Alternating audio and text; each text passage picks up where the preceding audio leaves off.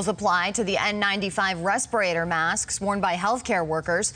This morning, we're getting a first-hand look at what nurses and other frontline responders are dealing with on a daily basis here in Florida as COVID-19 numbers rise. Fox's Catherine Hawley reports from Tampa General.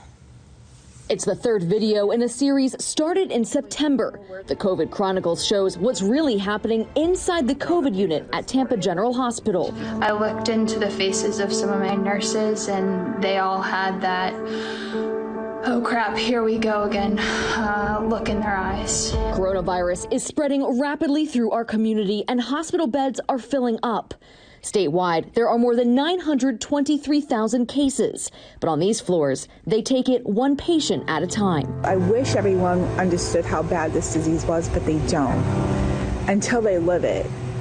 And then it's just horrifying. And the mental anguish that everyone's going through, I'm tired. It's been 9 months of a nonstop fight against an invisible enemy.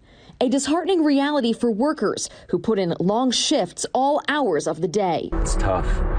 Mentally, physically, it's exhausting. Mental health professionals warn this constant stress can lead to low morale and burnout. They're more irritable. Their mood goes down. They might not want to go into work. We might see behavioral call-outs because they're not wanting to go into work because their body is literally shutting down from the prolonged exposure to this stress. It's not healthy, and many of the pressures didn't exist before COVID-19.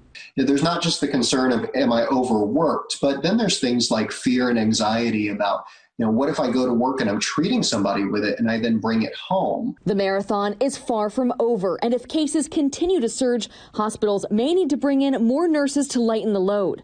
Until then, the teams at TGH are tackling it together. I think what gets you through it is like the teamwork. When you're in there, you're working very close with these people and you rely on them. You rely on them emotionally, you rely on them physically sometimes.